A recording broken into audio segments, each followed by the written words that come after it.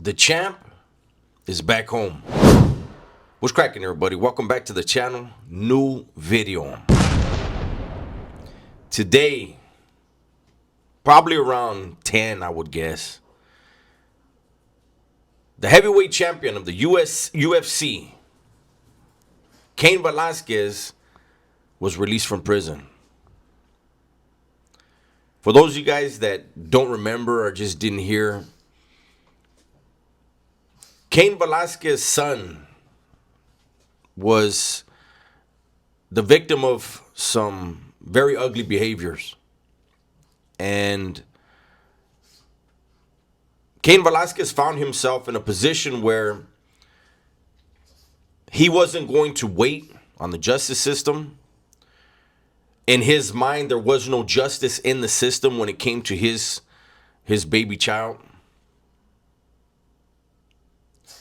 And it's unfortunate when people get put in a position where they feel the most innocent in their family have been victimized and no one's going to do anything for it. Nobody's going to resolve it. Justice isn't going to be served. And then they turn around and take it upon themselves. Thank God that when Cain ran into his victims, thank God the only thing that happened was a gunshot to the hand and I believe the arm.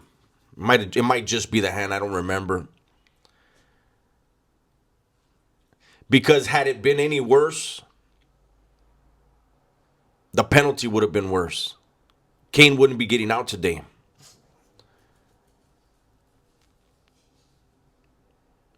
I'm sure that Cain's incarceration was a learning experience. It gave him time to really see who in his life prior to incarceration was really real. Jail does that to people. I said it a long time ago in an old video. Jail, incarceration, prison, it erases the benefit of the doubt. When you're out here on the streets, you could be running around with whoever you're running around with, and they're your ride or die. They're your road dog through thick and thin. They're gonna be there with you, and then you get busted, and you never hear from them again. Or you do, but you don't have to question it anymore because the proof was in the pudding. And so when you're incarcerated, the people that helped you, and the help may have just been a card when you needed one, accepting your call when you really wanted to hear somebody's voice. Whatever it may be, it's up to you as the individual who's incarcerated. But when they do those things, then they earn a different place in your heart, in your mind, in your life, in your family. And so Cain had that. Cain also had an opportunity to look within himself, to gain knowledge about whatever it is he chose to gain knowledge about. I don't know if he did any education. I don't know if he went to church, but he had time to do some internal work, figure out more about himself. What I think is important as well is I'm positive that he was treated respectfully. I'm positive he had the least amount of stress. And that will give him, when he's released, stories to tell other people. When they ask, hey, how was it in there? Hey, how are the people in there? He'll be able to say, you know what? Whatever they were busted for, they were always very respectful to me. They treated me kindly. I'm an ex-convict, man.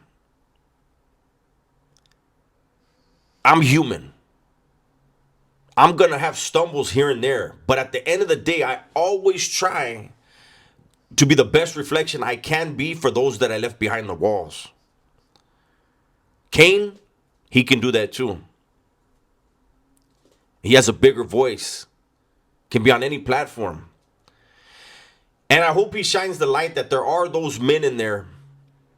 Remember, I was 19 when I caught a life sentence. There are thousands and thousands and thousands of men across this nation who caught a life sentence when they were a teenager, 20 years old, 21. Think back to when you were 20, 21, 19, 18, 17. You were reckless. You were impulsive. You did stupid things. Everyone deserves a second chance as long as they put in the work to become productive out here. I'm glad the champ is out. I'm interested to see if he does any interviews, which I think he would.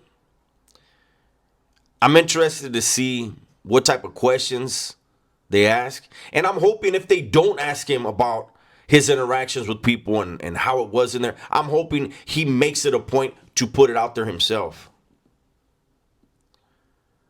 The California Department of Corrections over the last few years has changed their tactics. They're putting people in harm's way. They're putting convicts in harm's way. But you know what they're really doing? They're putting someone's son in harm's way. Someone's dad, someone's uncle, someone's grandpa. And so we're hearing about a lot of people losing their lives in there. We're hearing a lot about how dangerous it is. Those are facts. Those are realities. But the CDC is playing chess. They know if I put this person in this spot, this will happen.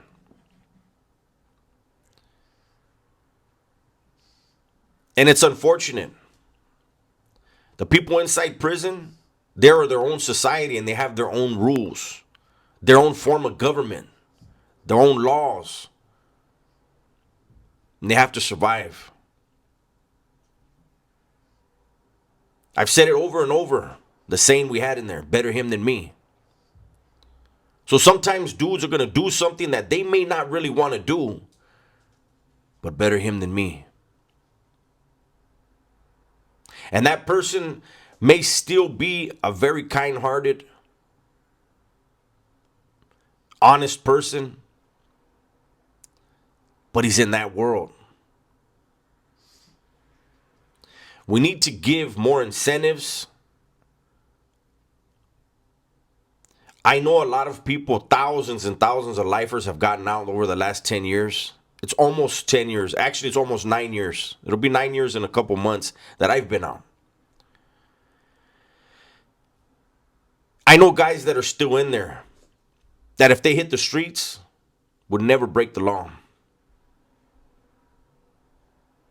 But they got to do what they got to do. Kane Velasquez did what he had to do. Now he's out. He's with family. He's back with the child that he was willing to give everything away for. And that son is going to grow up and know what his father did for him. That's going to be a hell of a bond. Congratulations, Cain. I'm glad you're out. And I'm waiting to hear what you got to say. That's my video for today. Hopefully you guys enjoyed it. Everybody, please be safe, be smart, and tell the ones you love that you love them, man. I'm out of here.